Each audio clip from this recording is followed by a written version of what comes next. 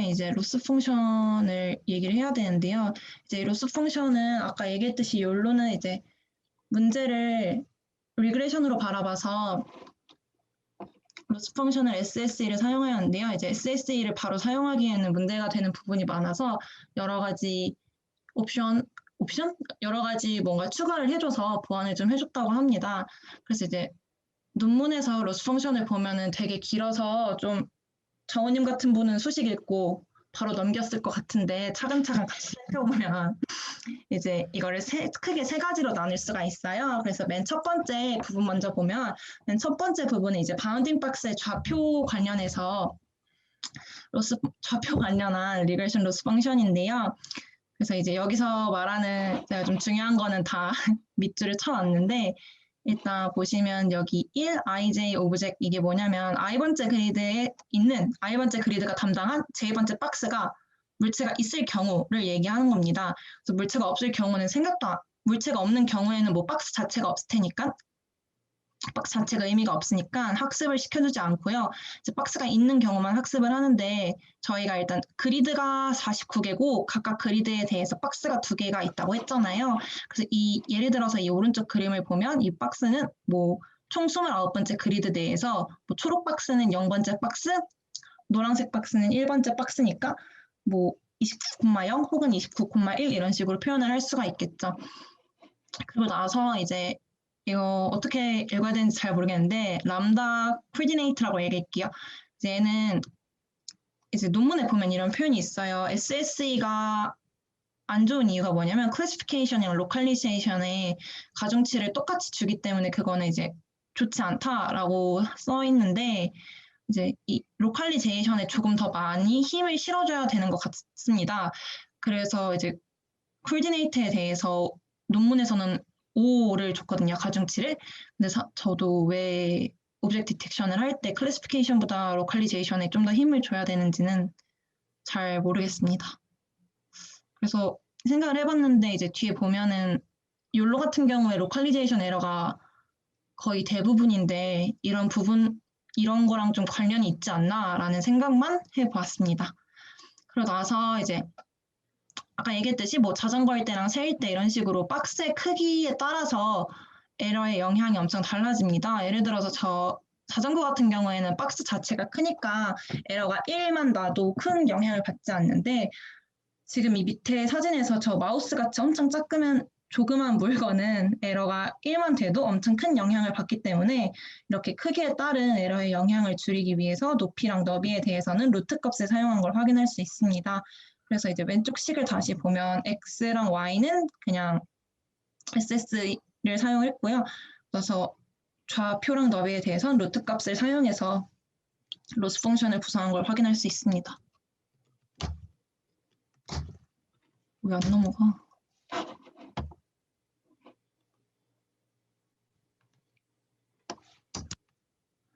네, 그 다음에 이제 저 살구색으로 박스 친 데가 이제 컨피던스 코어 프레딕션이라고 얘도 결국 상자에 관련된 거긴 한데 이제 컨피던스 코어만 따로 떼어서 보면 이제 아까 얘기했듯이 컨피던스 코어는 그 물체가 있을 확률에다가 이제 이 바운딩 박스와 그라운드 트러스의 IOU 값을 곱한 건데요. 일단 오브젝트가 있냐 없냐에 따라서 컨피던스 코어가 달라지죠. 그렇기 때문에 이 로스 펑션도 오브젝트가 있을 때랑 없을 때 2개로 나눠지게 됩니다. 그래서 inij 오브젝트 저거는 아까 설명했으니까 넘어가고요. inij도 오브젝트 같은 경우에는 i번째 그리드 j번째 박스에 물체가 없을 때를 얘기를 합니다. 논문에서 보면은 뭐라고 설명을 하고 있냐면 이제 이 앞에 사진 같은 경우를 보면은 뭐 여기 그냥 강아지, 자전거, 뒤에 차 하면 나머지 부분은 다 백그라운드잖아요. 그러니까 박스 내에 어떤 물체가 있는 경우보다 백그라운드가 있는 경우가 훨씬 많다고 합니다. 그럼 이제 백그라운드가 있는 데이터가 더 많으니까 그 없는 거에 대해서 영향을 더 많이 받고 그럼 이제 불공평해져서 학습이 잘 안 되죠. 그렇기 때문에 이제 이거에 대해서 좀 페널티를 주기 위해서 람다도 오브젝트라는 걸 주는데요. 얘는 0.5 정도를 줘서 물체가 있을 때랑 물체가 없을 때의 균형을 맞춰준다고 합니다. 그래서 이제 맨 마지막은 C에 관련된 걸로 클래스커 프레딕션에 대한 로스텀인데요. 이건 저희가 그냥 잘 알듯이 물체가 없는 경우에는 굳이 이제 클래시피케이션을 계산을 할 필요가 없죠. 그래서 이제 물체가 있는 경우에만 저희가 예측한 클래시피케이션이랑 원래 클래시피케이션, 그러니까 원래 클래시피케이션 같은 경우에는 20개에 대해서 그냥 뭐 1, 0, 0, 0, 0, 0 이런 식으로 바이너리겠죠. 얘네를 계산을 해서 학습을 한다고 합니다. 그 다음은 그냥 논문에서 사용한 하이퍼 파라미터에 관련한 내용인데요. 뭐 에폭, 배치 사이즈, 모멘텀, 디케이 이런 부분은 넘어가고 러닝 레이트를 좀 신기하게 줬는데 에폭이 135번인데 맨 첫 번째 에폭 같은 경우에는 엄청 작게 0.001에서 점점 0.01로 올린다고 합니다. 그 다음에 75에폭 동안 0.01을 유지를 하고 다시 30에폭 동안 0.001로 다시 낮춰서 유지를 한 다음에 그럼 이제 135번 중에서 나머지 또 30번은 0.0001을 유지를 해서 학습을 시킨다고 합니다. 그래서 여기서는 오버피팅을 방지하기 위해서 드랍아웃이랑 어그멘테이션을 썼는데요.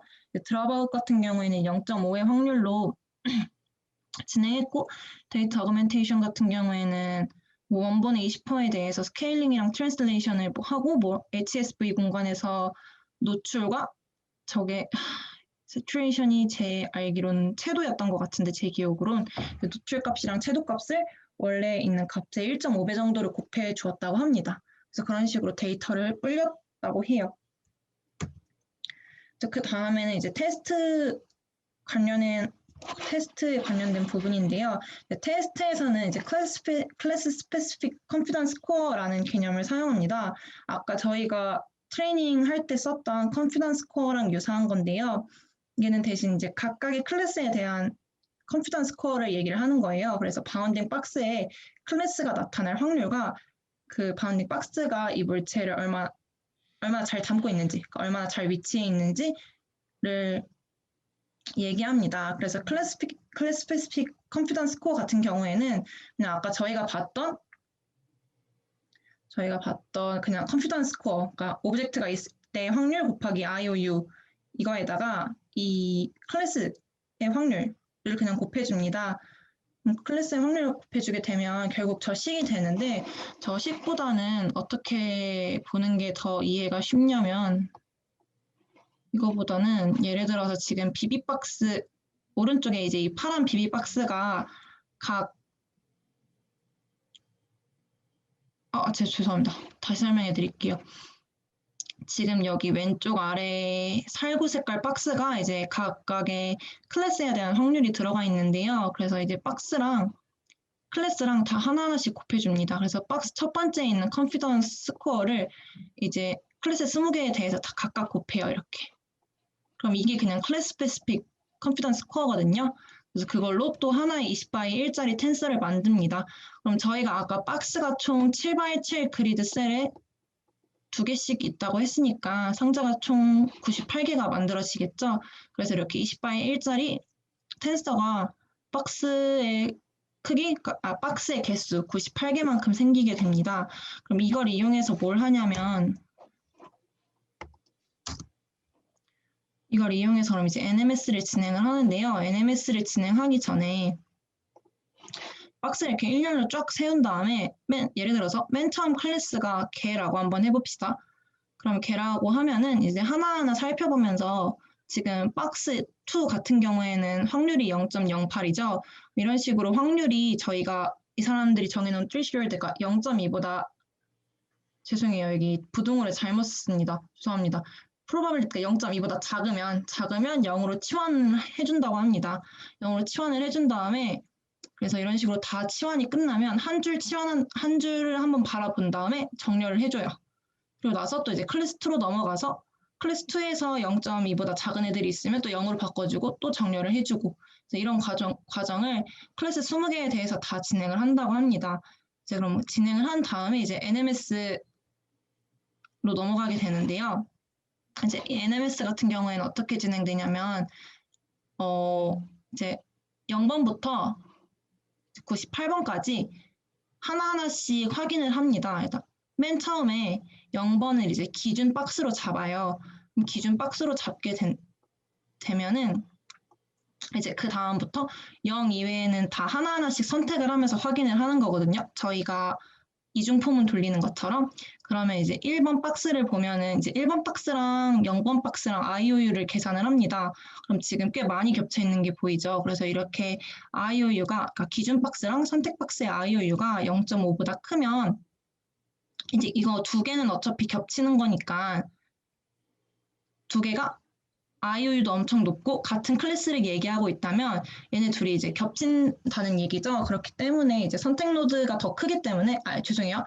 기준 박스가 더 크기 때문에 선택 박스를 0으로 바꿔버리고 그 다음 선택으로 넘어갑니다. 그럼 그 다음 0.21인 44번 박스를 선택을 해요. 그럼 지금 이 노란색이 44번 박스인데 이제 기준 박스가 분홍색, 선택 박스가 노란색인데 이제 둘 다 클래스는 사람인데 지금 IOU가 0.5보다 작죠. 그럼 이제 둘이 다른 객체를 인식하고 있구나라고 생각을 해줍니다. 왜냐면 겹치지 않으면서 각자 같은 클래스를 가지고 있으니까 그러면 지금 이 분홍색도 사람이고 노란색도 사람인가 보다 하고 나서 생각해서 얘는 남겨줍니다. 이런 식으로 기준 박스를 0번부터 맨 마지막 98번까지 하나하나씩 잡으면서 이중포문을 이렇게 반복을 해줘요. 그러면 이런 과정을 각각 클래스 20개에 대해서 똑같이 반복을 해줍니다. 그러면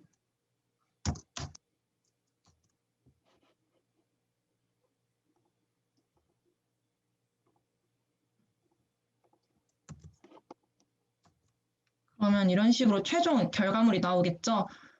그래서 이제 뭐 지금 person 같은 경우에도 4개가 있는데 이 4개 각각이 다 IOU는 0.5보다 작으면서 같은 클래스일 때였겠죠. 그래서 이제 이 욜로의 한계점을 얘기하면 각 그리드 셀이 하나의 클래스만 예측을 해요. 그러니까 앞에 가서 보면은 지금 여기 클래스 프로바빌리티 맵 보면은 각각의 그리드가 이제 클래스 하나만을 어사인을 하고 있죠. 그래서 이제 물체가 겹쳐져 있다면 이제 물체가 겹쳐져 있는데 각 그리드는 클래스를 하나밖에 선택을 못하니까 제대로 예측을 하지 못한다고 합니다. 그러고 나서 크기가 작은 물체들도 제대로 인식이 되지 않는다고 해요. 그러고 나서 바운딩 박스의 형태가 새롭거나 독특하면 잘 예측을 못한다고 합니다. 저희가 페스터 RCN은 앵커처럼 미리 정해놓으면 괜찮은데 얘네는 그렇지 않다고 하네요. 나서 이제 바운딩 박스의 크기와 상관없이 똑같이 에러를 처리하는 것도 그 페널티를 줬지만 어쨌든 간 IOU에 큰 영향을 줘서 이것 또한 리미테이션이라고 합니다. 그래서 그 다음은 이제 그냥 엑스페리먼트로 자기네들 뭐 실험에서 자기 욜로가 더 좋다 이런 걸 보여주는 건데요. 저희가 원래 알고 있던 제일 빠르다고 생각했던 Faster RCNN이랑 비교를 해보면 아니다. 그 전에 DPM이랑 비교를 해보면 이제 DPM은 MAP는 엄청 떨어지는데 여태까지 나왔던 것 중에 엄청 빨라서 얘를 리얼타임 디텍터라고 해요. 근데 욜로랑 비교를 해봤을 때 기존 DPM보다는 훨씬 빠르면서 MAP도 3배 이상 높은 걸 확인할 수가 있죠. 그래서 이제 Faster RCN이랑 욜로를 비교를 해보면 Faster RCN은 리얼타임이 아니기 때문에 FPS는 적지만 MAP가 엄청 높아요. 왜냐면 2스테이지로 로컬리제이션 확실하게 하고 클래시피케이션 확실히 하니까. 근데 이제 욜로가 그래서 MAP는 10이 더 낮지만 FPS가 6배 이상 더 높은 걸 확인을 할 수가 있죠.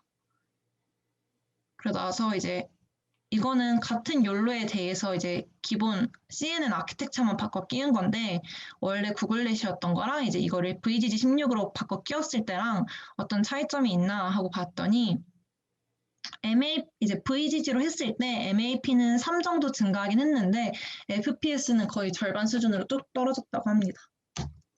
그래서 이거는 오류에 대해서 얘네가 분석을 해본 건데 이제 Fast RCN 같은 경우에는 로컬리제이션 에러는 8.6%로 낮은데 이제 백그라운드 같은 경우에 13.6%로 얘가 가지고 있는 Fast RCNN의 오류의 거의 절반이 백그라운드죠. 근데 이제 욜로는 가지고 있는 오류의 절반이 로케이션인데 대신 백그라운드가 4.75%로 상당히 낮은 걸 보여줄 수 있습니다. 그래서 이 에러는 어떻게 정의를 했느냐라고 하면 이제 오른쪽 아래에 써져 있는 기준에 따라서 정의를 했다고 합니다. 그러면 이제 페스탈 CNN은 장점이 로컬리제이션 에러가 덜한 거고 욜로는 장점이 백그라운드 에러가 덜한 건데 이 두 개를 앙상블로 한번 합쳐서 실험을 해봤다고 합니다. 그래서 페스탈 CNN을 다른 모델들과 앙상블 했을 때는 MAP가 뭐 정말 찔끔 한 0.23% 정도밖에 증가하지 않았는데 얘를 욜로랑 앙상블에서 사용을 했을 때는 75.0으로 MAP가 3.2%, 퍼센트가 아니고 3.2 증가한 거를 확인할 수 있었다고 합니다. 나서 이거는 이제 얘가 얼마나 일반화한 걸 잘 학습하냐라는 얘기인데 이게 엄청 신기한 게 전 개인적으로 제일 신기했던 게 사실 여기 내 작품은 뭐 그럴 수 있다고 치는데 이거는 뭉크의 절규인 것 같은데 저는 이걸 사람이라고 생각해 본 적이 없거든요. 근데 이제 욜로는 이거를 보고 사람이라고 이렇게 클래시피케이션을 하죠. 그래서 이제 내추럴 이미지뿐만이 아니라 이제 아트워크, 피카소 이런 아트워크에 대해서도 디텍션이 엄청 뛰어나다고 합니다. 그러고 나서 이제 이 아래에 있는 사진 4개를 보면은 이것도 다 엄청 잘했어요, 인식을. 다만 여기 이 영화가 뭔진 모르겠는데 약간 매드맥스 같이 생겼는데 지금 여기 이렇게 날아가는 거에 대해서 사람이 아닌 비행기라고 인식을 했다고 합니다. 그래서 뭐 피카소 작품을 다른 모델들 인식한 거를 다른 모델들이랑 비교한 게 이 위에 있는 그래프인데요. 이제 리콜이랑 프리시전 둘 다 높으면 높을수록 좋은 거죠. 근데 이제 다른 모델들과 비교했을 때 욜로가 훨씬 높은 걸 확인을 할 수가 있습니다. 네, 그래서 제 설명은 여기까지고요. 제가 참고한 자료들은 여기 있습니다.